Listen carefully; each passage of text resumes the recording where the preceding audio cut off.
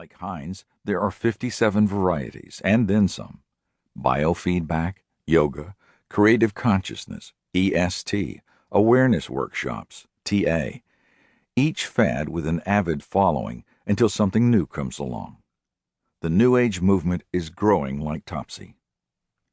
Popular literature rides this wave with best-selling titles that guarantee success with everything from making money to firming flabby thighs.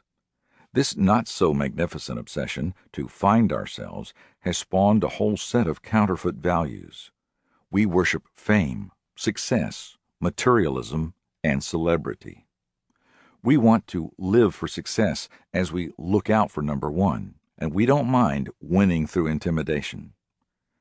However, this self-conscious world is in desperate straits. Each new promise leads only to a frustrating paradox. The 1970s self-fulfillment fads led to self-absorption and isolation rather than the fuller, liberated lives they predicted. The technology created to lead humanity to this new promised land cast across our planet the haunting shadow of a giant mushroom cloud. Computers replace community. 3 decades of seemingly limitless affluence have succeeded only in sucking our culture dry, leaving it spiritually empty and economically weakened. Our world is filled with self-absorbed, frightened, hollow people. Amid these debilitating paradoxes of modern life, men and women search for some shred of meaning, some understanding of self. But the obsessive search for self leads only to the narcissistic destruction of what is so vividly sought. Consider the young woman cited in a Psychology Today article. Her nerves were shot from too many all-night parties and discos, her life an endless round of pot, booze, and sex. When asked, "Why don't you stop?" by her therapist, her startled reply was, "You mean I really don't have to do what I want to do?" And in the midst of all this, we have the church, those who follow Christ.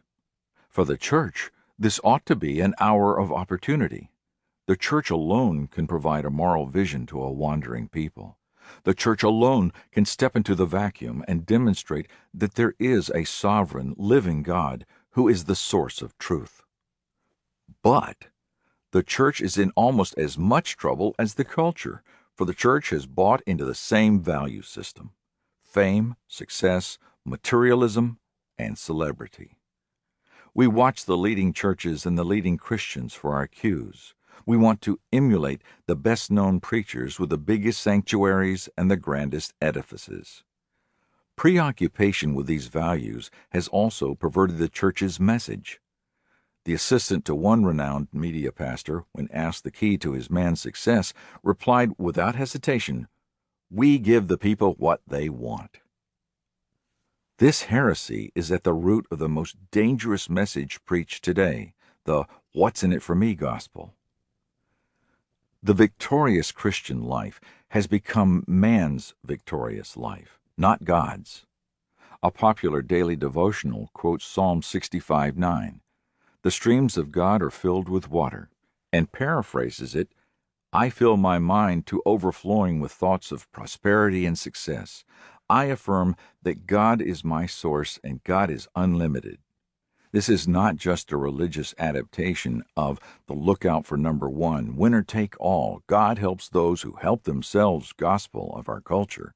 It is heresy. Thus, both the world and the church are groping for answers. As I saw what was happening around me, I also became aware of something happening inside me.